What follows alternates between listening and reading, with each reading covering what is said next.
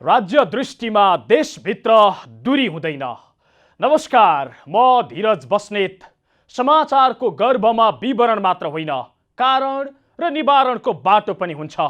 पर्दामा देखिने र छेकिने खोजीको खबर उद्घाटन गर्न तम तयार। बाइलाइन।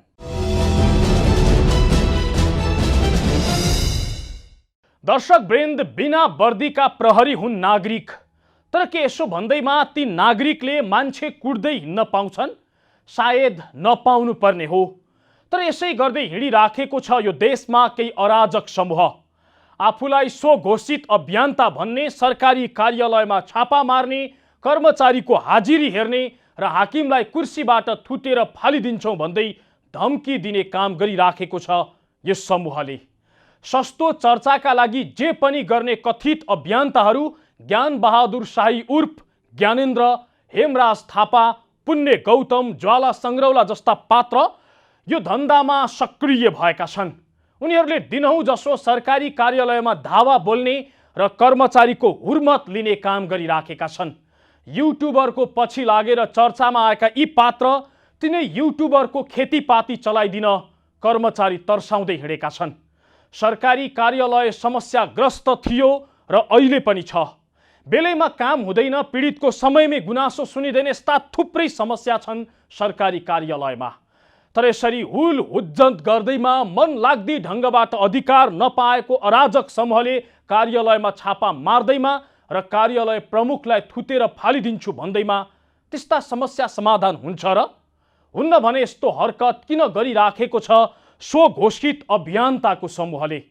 आज हामी कार्यक्रममा त्यसको खोजी गर्नेछौँ। कार्यक्रमको सुरुमा वैदेशिक रोजगार विभागमा माघ 15 र 18 गते स्वघोषित अभियन्ताको यो समूहले कस्तो सम्मको हरकत देखायो र त्यसले पीडितलाई झन् कति पीडा दियो त्यो देखाउँदैछौँ।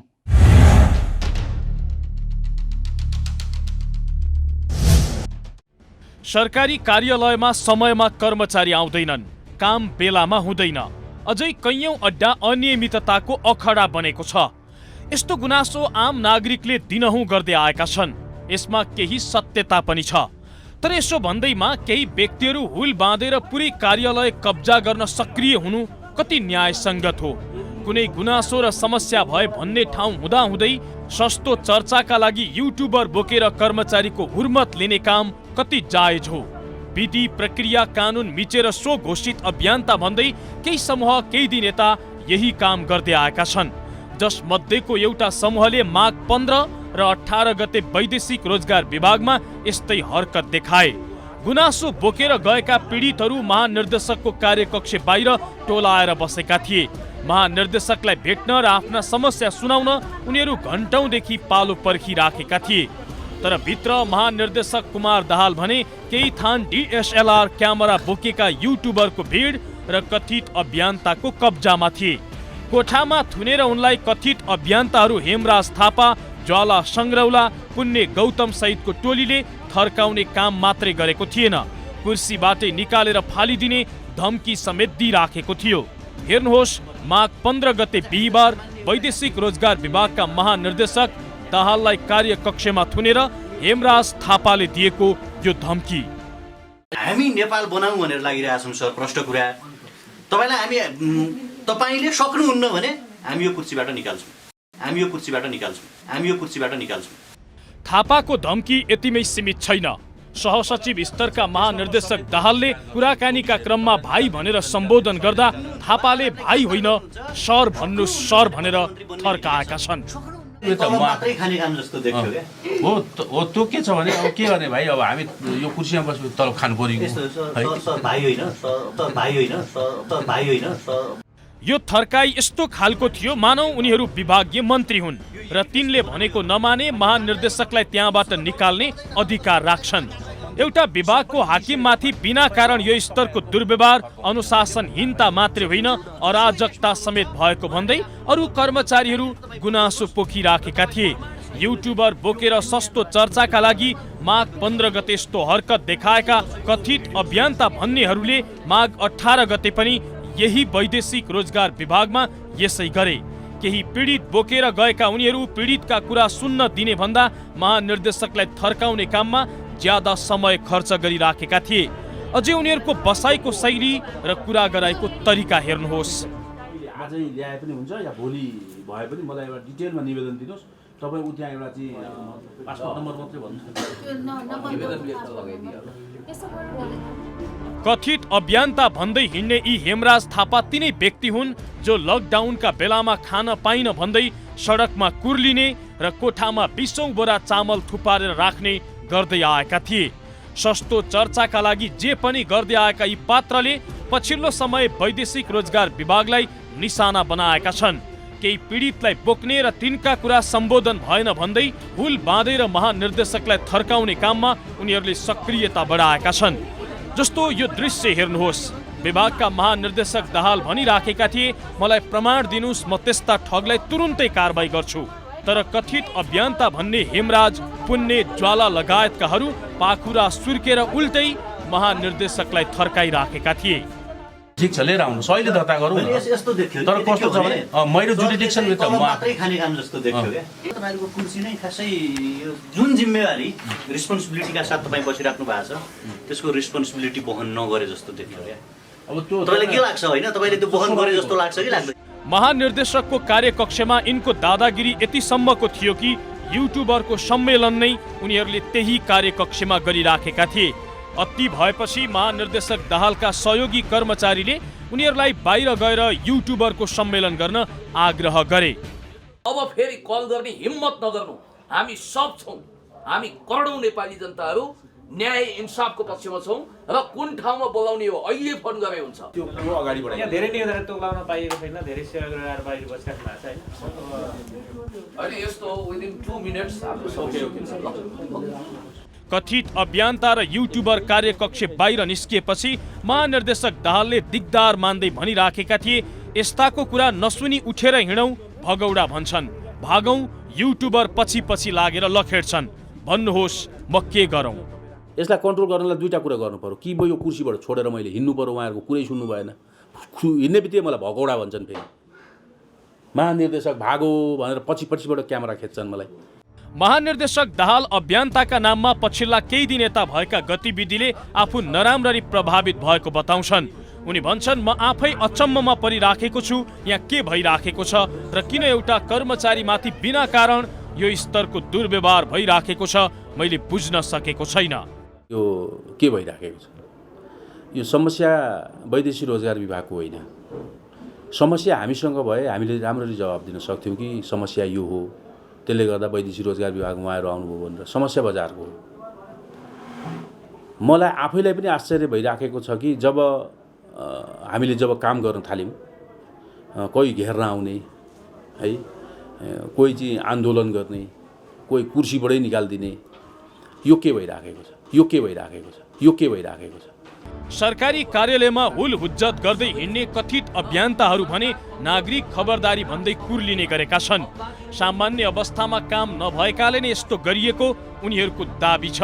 उनीहरू भन्छन्, राज्य ठिक ढङ्गले अघि नबढेकाले, सरकारी कार्यालयमा काम नहुने गरेकाले यसो गर्न बाध्य भइएको हो। सरकार गैर जिम्मेवार हो, जनताप्रति उत्तरदायी भएन, माफियासँग सेटिङ गरेर आफ्नो राज चलाइरहेको छ। उसलाई राजनीतिक र्याकेट चलाउने धन्दामा अभ्यस्त हुनु छ। त्यसकारण जनताको भुइँ तहका मान्छेहरू ठगिएका, लुटिएका, घाँस खोसिएका, बास छुटिएका तमाम खाले शोषित पीडित जनताको पक्षमा आवाज बुलन्द गर्नको निम्ति र हामीले अन द स्पट न्यायको लागि केही पहल गर्न सकिन्छ कि भनेर यहाँसम्म आएको। सरकारी कार्यालयमा समयमा काम भएन होला, पीडितका समस्या बेलैमा सम्बोधन भएनन् होला, तर यो गुनासो राख्ने र भन्ने सरकारी संयन्त्र र प्रक्रिया छ। यस्ता कुरालाई पुरै बेमतलब गरेर यी कथित अभियन्ताहरूले सरकारी कार्यालय कब्जामा लिने र कर्मचारीको हुर्मत लिने काम गर्दै आएका छन्। हो, सरकारी कार्यालयको काम चित्त बुझ्दो भएन होला, हाकिमले पीडितको गुनासो सम्बोधन गरेनन् होला, तर त्यो गुनासो सम्बोधन नभएको भन्ने ठाउँ छ। सिधै छापा मार्न जाने र केही युट्युबर बोकेर कर्मचारी तर्साउने ती कथित अभियन्तालाई कसले अधिकार दियो? तिनीहरू किन यसरी सलबलाइराखेका छन् देशमा? थप प्रसङ्ग जोड्नेछौँ तर एकैछिनको विश्रामपछि।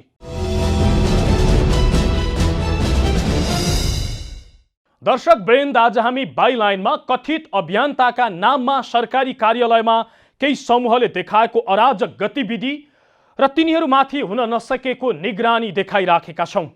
वैदेशिक रोजगार विभागमा जसरी केही स्वघोषित अभियन्ताहरूले हाकिमलाई बन्धक बनाएर थर्काउने काम गरे, ठिक त्यसै गरी ज्ञान बहादुर शाही उर्फ ज्ञानेन्द्रले कर्णाली प्रदेश र काठमाडौँ उपत्यकाका विभिन्न कार्यालयमा आफ्ना झुण्ड बोकेर धावा बोलिराखेका छन्। सस्तो चर्चाका लागि कर्मचारीको हाजिरी हेर्ने र मन्त्री जसरी कर्मचारी थर्काउने काम गर्दै आएका छन्, ताकि ज्ञानेन्द्र शाही तिनै पात्र हुन् जो सीए फेल भएपछि बेरोजगार भएर सडकमा डुली हिँडेका थिए।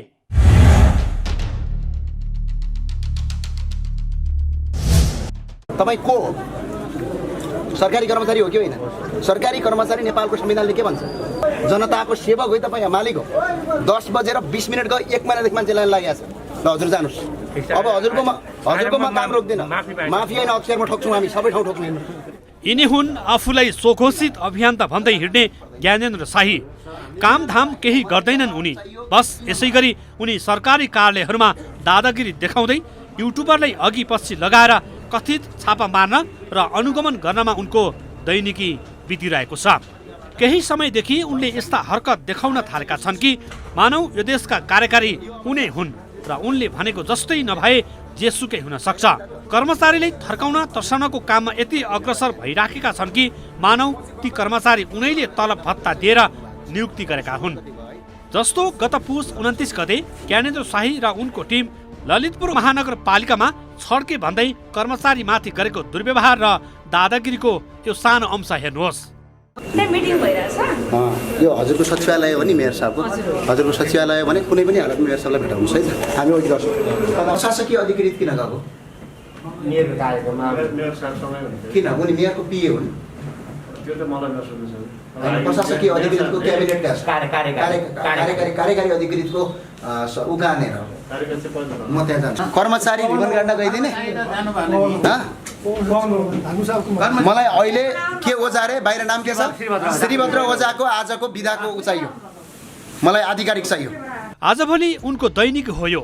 कुनै सरकारी कार्यालय जाने, त्यहाँ रहेका कर्मचारीले थर्काउने तर्साउने गर्दै आएका छन् उनी। र तपाईँ यसो गर्नुहोस् उसो गर्नुहोस् भन्दै अड्ती उपदेश र निर्देशन दिन्छन्। माघ 18 गते आइतबार मात्रै कर्णाली प्रदेश पुगेका उनले त्यहाँका मुख्यमन्त्री महेन्द्र बहादुर शाहीलाई राजनीति मात्रै पढाएनन्, यसो गर्नुहोस् भनेर निर्देशन समेत दिन भ्याए। जब देशमा कम्युनिस्टको सरकार छ, कम्युनिस्टको सरकार भनेको जातीय विभेदको सरकार हो, कम्युनिस्टको सरकार भनेको सर्वहारा वर्गको सरकार, सडकलाई एकपटक अनुगमन गर्नुहोस्। तर ज्ञानबहादुर शाही भने आफूले कोही कसैलाई धम्की नदिएको जिकिर गर्छन्। संविधानले नै अधिकार दिएको छ, नेपालको संविधानको धारा 27ले दिन्छ। मैले तपाईलाई सोधे, सूचना लिनु र कर्मचारीलाई धम्क्याउनुमा फरक पाउनुहुन्छ कि नै तपाईँ? नै, धम्काउनु पाइँदैन। धम्काउनु भनेको के हो? धम्काउनु भने तपाईँ मारिदिन्छु, तपाईँ काट्छु, तपाईँ उ गर्छु भनेको त्यो धम्काउनु भन्ने हो। शाहीले संविधानको धारा 27 मा रहेको सूचनाको हक सम्बन्धी कानुनलाई टेकेर सरकारी कार्यालयहरूमा पुगेको दाबी गरेका छन्। तर सूचनाको हक सम्बन्धी ऐन 2064 को संशोधन 2072 को धारा 7 मा सूचना प्राप्त गर्नको लागि सूचना अधिकारी समक्ष निवेदन दिनुपर्ने कुरा उल्लेख छ। त्यसरी निवेदन दिनको लागि पनि टिकट टाँच्नुपर्छ र निश्चित फर्म्याटमा दिनै पर्छ। तर उनले सूचनाको हक भन्दै सरकारी कार्यालयमा छापा मारिरहेका छन्, जुन संविधानको अल्पज्ञान बाहेक अरू केही होइन। मुख्यमन्त्रीदेखि जिल्लाका सिडिओ कुनै सरकारी कार्यालयमा जाने, फाइल मगाउने र कर्मचारी सबैले यसै गरी कथित अभियन्ताको नाममा आतंक सिर्जना गर्दै हिँडिराखेका छन् यिनी। 2 दिन अघि मात्रै सुर्खेतको प्रमुख जिल्ला अधिकारीको कार्यकक्षमा पुगेर ट्राफिक इन्चार्ज र अन्य कर्मचारीहरूलाई कसरी थर्काए, यो भिडियो हेर्नुहोस्। तपाईले कारबाही किन नगरे? यसको गुनासो पनि आइसक्यो। गुनासो हैन, कारबाही किन नगरे? हामी म यो फाइल अहिले तपाईँ ट्राफिक इन्चार्जलाई र सिटी साहबको अगाडि मलाई भोलि या पर्सि काम हुनु पर्यो। एक फेरि कम्प्लेन आयो भने सर हामी सिधै कहाँ जानुपर्ने जान्छौँ। उनले त्यहाँका कर्मचारीले जे पनि गर्न सक्छौ भनेर धम्की समेत दिए। कर्मचारी समयमा आएनन् होला, समयमै काम गरेनन् होला, यस्ता समस्या सरकारी कार्यालयहरूमा देखिन्छ र अहिले पनि छ। तर त्यो हेर्ने अधिकार ज्ञानेन्द्र शाहीलाई छैन। उनी आफ्नो काम लिएर सेवाग्राहीका हिसाबले कार्यालयमा जान सक्छन्। नागरिकको हैसियतमा विधिबाट सूचना माग गर्न पनि सक्छन्। तर युट्युबरलाई अघि पछि लगाएर सस्तो लोकप्रियताका लागि र डलर कमाउनकै लागि सरकारी कार्यालयका कर्मचारीहरूको हुर्मत लिने अधिकार उनलाई रत्तीभर छैन, किनकि उनी राज्य संयन्त्रले दिएको कुनै पनि जिम्मेवारीमा छैनन्, फगत एक बेरोजगार युवा बाहेक। को हुन् ज्ञानेन्द्र शाही? नाम ज्ञानबहादुर शाही उर्फ ज्ञानेन्द्र शाही, पेसा बेरोजगार, ठेगाना सिन्जा गाउँपालिका 3 जुम्ला, शिक्षा सीए फेल। जुम्लाका ज्ञानबहादुर शाही खासमा सीए पढ्न भन्दै भारत पुगेका थिए, तर सीएमा फेल भएपछि उनी नेपाल फर्किए र काठमाडौँको पेप्सीकोला स्थित काँडाघारीमा केही वर्ष बिजुलीको पसल चलाए। तर पसल राम्रोसँग चल्न सकेन, बरु त्यही बीचमा एक टेलिभिजनमा काम गरेका उनी कामकै दौरानमा युट्युबतिर लागे र भ्रष्टाचार विरोधी अभियान्ता भन्दै आफूलाई चिनाउन थाले। अहिले पनि उनी दैनिक जसो सरकारी कार्यालयहरूमा कथित अभियन्ताको नाममा छड्के र छापा मार्न आएको भन्दै त्यहाँका हाकिमदेखि कर्मचारीसम्मलाई यो भएन त्यो भएन भन्दै किन नगरेको कुर्सीबाट घिसारेर बाहिर निकाल्छौ भन्नेदेखि माफी समेत मगाउने गरेका छन्। उनको पारिवारिक पृष्ठभूमिलाई हेर्ने हो भने उनी निम्नवर्गीय परिवारका व्यक्ति हुन्। काठमाडौँ आएपछि अहिले जुन तरिकाले उनको प्रभाव बढेको छ त्यो अस्वाभाविक देखिन्छ अनि प्रश्न उठ्छ उनी किन यसरी आक्रामक रूपमा प्रस्तुत हुन्छन् र उनलाई कसले किन परिचालन गरिरहेको छ। कुनै बेला पूर्व राजा ज्ञानेन्द्र शाहले उनलाई इलाममा रहेको आफ्नो चिया बगान र चुरोट कारखानाको मार्केटिङका लागि खटाएका व्यक्ति हुन्। पूर्व राजाले नै उनको जीविका टार्दै आएका थिए र उनलाई नजिकबाट चिन्नेहरू अहिले पनि उनको दैनिकी पूर्व राजाकै खल्तीबाट चलिरहेको बताउँछन्। ज्ञानेन्द्र शाहीले बेला बेलामा पूर्व राजा वा राज संस्थाको बारेमा सार्वजनिक वकालत पनि गर्दै आएका छन्। उनलाई नजिकबाट चिन्नेहरू उनी भ्रष्टाचार विरुद्धको अभियानका नाममा जनतालाई बहकाउँदै आफूतर्फ आकर्षित गर्नमा केन्द्रित रहेको बताउँछन्। त्यो बाहेक सेलिब्रेटी बन्नको लागि पनि उनले यी सब हरकत गरिरहेका छन् र उनको यो हरकतलाई भ्युअर्स बढाएर डलर कमाउन लालायतहरूको झुन्डले भरपूर साथ दिइरहेका छन्।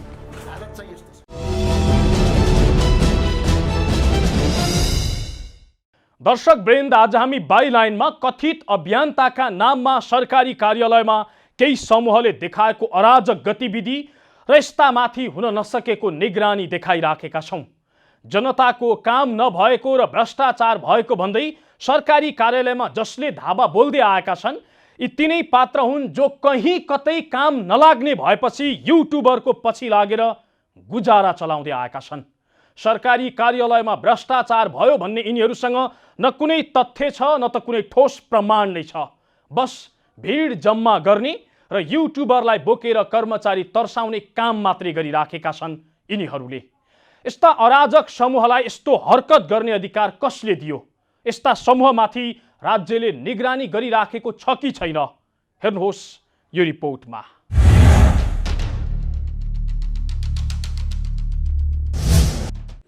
कथित अभियन्ताहरूले पछिल्लो समय सरकारी कार्यालयहरूमा पुगेर अनुगमन वा छापा मार्ने काम गर्न थालेपछि यति बेला छापा मार्ने वा अनुगमन गर्ने कार्यालय भने के गरिरहेको होला त? के आम नागरिक वा अभियन्ताहरूलाई सरकारी कार्यालयहरूमा गएर छापा मार्ने वा अनुगमन गर्ने अधिकार छ त? सरकारी कार्यालयहरूमा अनियमितता वा ढिलासुस्ती भएमा सचेत गराउने वा अनुगमन र छापा मार्ने अधिकार पाएको एउटा निकाय राष्ट्रिय सतर्कता केन्द्रका प्रवक्ता ज्ञानराज सुवेदी छापा मार्ने भनेको के हो र कसले गर्ने भन्ने सवालमा यस्तो प्रतिक्रिया दिन्छन्। छापा हान्ने भनेको कस्तो विषयमा भन्दाखेरि उक्त कार्यालयमा उक्त कामको विषयमा पर्याप्त अनियमितता भइरहेको छ र त्यो अनियमिततालाई लुकाउनको लागि नक्कली कागजात अथवा फर्जी बिल भरपाईको माध्यमबाट सक्कली कामलाई नक्कली पाराले बिल भरपाई खडा गर्न खोजिँदैछ अथवा सक्कली प्रमाणलाई नष्ट गरेर नक्कली प्रमाणलाई सक्कली हुन् भन्न पार्न खोजिँदैछ भन्ने लाग्यो र त्यस्तो सूचनामा पर्याप्त चाहिँ सत्यता देखियो भने त्यस्तो अधिकार पाएका निकायहरू जस्तो अख्तियार दुरुपयोग अनुसन्धान आयोग र केही हदसम्म राष्ट्रिय सतर्कता केन्द्रले समेत त्यस्तो अवस्थामा छापा हान्न पाउँछ। नागरिक निकायले नागरिक समाजले छापा हान्न पाउने अधिकार नेपालको कानुनमा छैन। सरकारी कार्यालयहरूमा छापा मार्नका लागि पनि पर्याप्त आधार र कारण चाहिन्छ। अनुगमन गर्नुपर्ने आधार र कारण पनि हुन्छ र आवश्यक देखिएमा अनुगमन गरिन्छ। तर अहिले त केही अराजक युवाहरूको समूह सरकारी कार्यालयहरूमा पुग्ने, कर्मचारी र हाकिमलाई थर्काउने, दैनिक हाजिरी कपी हेर्ने, कुर्सी खोज्दै हिँड्ने र कुनै कर्मचारी शौचालय पुगेकै बेलामा पुगेमा खाली कुर्सी देखाएर कर्मचारी नै छैनन् भन्ने सम्मको अफवाह फैलाएको छ। जबकि सरकारी कर्मचारी कुर्सीमा नहुनु भनेको कामचोर हुनु होइन। काम पर्दाखेरि हामी 10 भन्दा अगाडि पनि आउँछौँ र 5 बजीभन्दा पछाडि पनि काम नसकिएको अवस्थामा हामी बस्छौँ। तथापि हाम्रो 10-5 कार्यालय समय हो। हप्ताको 1 दिन सार्वजनिक बिदा शनिबार हुन्छ। त्यो बाहेक क्याजुअल बिदा 6 दिन हुन्छ, पर्व बिदा 6 दिन हुन्छ गरेर 12 दिन चाहिँ त्यो बिदा हुन्छ। अनि घर बिदा चाहिँ 1 वर्षमा चाहिँ 30 दिन हुन्छ। बिरामी बिदा चाहिँ 12 दिन हुन्छ। यसरी चाहिँ आफ्नो काम गर्ने प्रतिकूलता हुँदाखेरि अथवा घरायसी काम पर्दाखेरि, बिरामी पर्दाखेरि, व्यक्ति समस्यामा पर्दाखेरि, पारिवारिक समस्या पर्दाखेरि यी सरकार नेपाल सरकारबाट तोकिएका बिदामध्ये कुनै पनि बिदा कर्मचारीले अग्रिम रूपमा स्वीकृत गराएर उपभोग गर्न पाउँछ। त्यो चाहिँ ऐन नियमबाटै व्यवस्था भएको कुरा हो। सरकारी कर्मचारीको सम्बन्धमा अनुगमन गर्ने लगायतका काम सामान्य प्रशासन मन्त्रालयले गर्छ। उनीहरूको सुरक्षा गर्ने काम गृह मन्त्रालयले गर्छ। तर आफ्नो सेवामा तल्लीन रहेका निजामती कर्मचारीमाथि अभियन्ताका नाममा युट्युबरको हमलाका सम्बन्धमा गृह मन्त्रालय जानकार छ त? अभियन्ताले गेटमै रोकेर सरकारी कर्मचारीलाई माफी मगाउने, सहसचिव जस्तो पदमा रहेका व्यक्तिलाई बिना कुनै आधार र कारण कुर्सीबाट निकाल्छौं भनेर धम्की दिने कुरा के नागरिक अनुगमनको एउटा पाटो हो त? गृह मन्त्रालयका प्रवक्ता चक्रबहादुर बुढा यस्तो गर्नु गैर कानुनी भन्दै शान्ति सुरक्षा अन्तर्गत सिडिओले कारबाही गर्न सक्ने चेतावनी दिन्छन्। सम्बन्धित जिल्लाका प्रमुख जिल्ला अधिकारीले त्यसको विषय गम्भीरता हेरेर त्यसको आपसी कारबाही गर्ने, त्यसको रिपोर्टिङ गर्ने, सम्बन्धित निकायलाई सिफारिस गर्ने अधिकार सम्पूर्ण उहाँहरूलाई हुन्छ। हजुर, उहाँहरूले गर्नुपर्ने हुन्छ होइन। सेवा प्रवाह सुधार कसरी गर्ने, त्यसको अनुगमन कसरी गर्ने, सुरक्षा कसरी गर्ने, सुरक्षा सरसफाइ नागरिक कसरी गर्ने, सबै कुराहरू त्यसमा राखेको छ। हजुर, त्यसैले त्यो घटना भएको जिल्लाको प्रमुख जिल्ला अधिकारीलाई यहाँले चाहिँ त्यसरी चाहिँ सोध्नुभयो भने उहाँहरूले त्यसको जिम्मेवारी लिने, त्यसको काम गर्ने, कारबाही गर्ने अधिकार उहाँहरूले छ। काठमाडौँमै सहसचिवलाई प्रत्येक दिन करिब 3 घण्टासम्म र्याखर्याक्ती पार्दै कुर्सीबाट थुतेर फाल्ने चेतावनी दिने कार्यलाई सिडिओ कार्यालयले कसरी हेरेको छ त? के अभियन्ता वा युट्युबरले सरकारी कार्यालयको कोठा पुगेर छापा मार्न पाउने हो? फर्मल्ली निवेदन दिएर मलाई यो कार्यालयको यो सूचनाहरू चाहियो होइन। वेबसाइट अहिले त अब वेबसाइटका कुराहरू छन् होइन। यी विभिन्न कुराहरू सूचना माग्न पाउनुहुन्छ। तर कार्यालयमा आएर छड्के गर्ने के गर्ने त्यो चाहिँ मिल्दैन। सरकारी निकायमै त्यस्ता अनुगमन गर्ने, छड्के गर्ने निकायहरू छन्। तिनीहरूले आफैले गर्नुपर्छ र कर्मचारीले नियम कानुनभन्दा विपरीतको कुनै कार्य गरेको छ भने त्यो विभागीय कारबाहीको सजाय हुन्छ। तर त्यसलाई चाहिँ अनुगमन गर्ने सरकारी संयन्त्र नै छ। अब बाहिर अब यसरी सोसियल मिडिया अथवा पब्लिकले त्यसो गर्न चाहिँ मिल्दैन। सूचना माग्न पाउनुहुन्छ उहाँहरूले सूचनाको हक अन्तर्गत। तर कार्यालयको छड्के गर्ने अथवा चाहिँ त्यो गर्ने भन्ने कुरा चाहिँ हुँदैन। तर कुनै अधिकार नभए पनि अहिले युट्युबर वा कथित अभियन्ताहरूले सरकारी कार्यालयहरूमा पुगेर प्रमुख वा कर्मचारीलाई धम्क्याउने, फर्काउने र हाजिरदेखि फाइल हेर्ने काम गरिरहेका छन्। यतिसम्म कि कार्यालय प्रमुख र कर्मचारीलाई काम गर्न पनि हतोत्साहित गरिरहेका छन्। के यो कदम सही हो वा गलत हो भने कारबाही हुन्छ त? त्यस्तो कार्य गर्नु हुँदैन होइन। अब त्यस्तो यदि गरेको भयो भने त्यो चाहिँ राम्रो काम भएन। उहाँहरूलाई त्यो अधिकारै छैन होइन। त्यो अधिकार बेगरको काम त्यस्तो गर्नुभयो भने अब त्यसलाई चाहिँ अब शान्ति सुरक्षा हैनदेखि लिएर अन्य हिसाबले अब त्यो कानुन अनुसार चाहिँ कारबाही हुन्छ। गृह प्रशासनले अराजक हुल लिएर सरकारी कार्यालयमा पुग्नेलाई रोक्न सकेको छैन।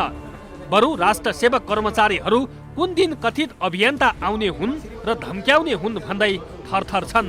बन्दुककै शैलीमा तेर्स्याइने DSLR क्यामेराका हुल र साँझ अराजक टाइटल सहित देखिने दृश्यसँग कर्मचारी आजित छन्।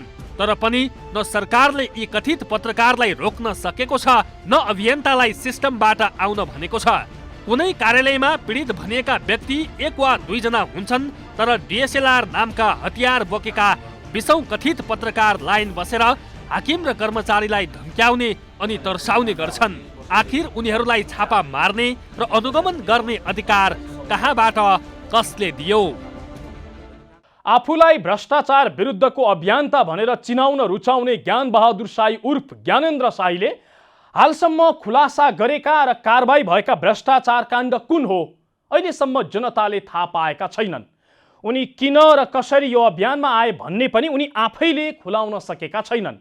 उनी जस्तै हाल छ अरू अभियन्ता बनाउँदाहरूको पनि। एउटा नागरिकको हैसियतले हरेक कुरा थाहा पाउने अधिकार उसँग हुन्छ, तर भिड बोकेर कर्मचारीको हुर्मत लिने र सरकारी कार्यालयमा छापा मार्ने अधिकार कोहीसँग छैन। सस्तो चर्चाका लागि यस्ता काम गर्ने माथि राज्यले बेलैमा निगरानी बढाओस्। हरियो डलरका लागि जे पनि गर्ने युट्युबर र सस्तो चर्चाका लागि जस्तो पनि धन्दा चलाउने सो घोषित अभियन्ताहरू यो देशका लागि खतरनाक बन्दै गएका छन्। हौस् त, आजलाई कथित अभियन्ताका नाममा सरकारी कार्यालयमा केही समूहले देखाएको अराजक गतिविधि र सरकारले गरिराखेको निगरानीको प्रसङ्ग यति नै। मुलुकको माटो जहाँ छोए पनि राष्ट्र एकैचोटि जागरुक हुन्छ। यो दूरीविहीन आचरण नै समाचारको मूलधार बाइलाइन अर्थात् जिम्मेवार पत्रकारिता। नमस्कार।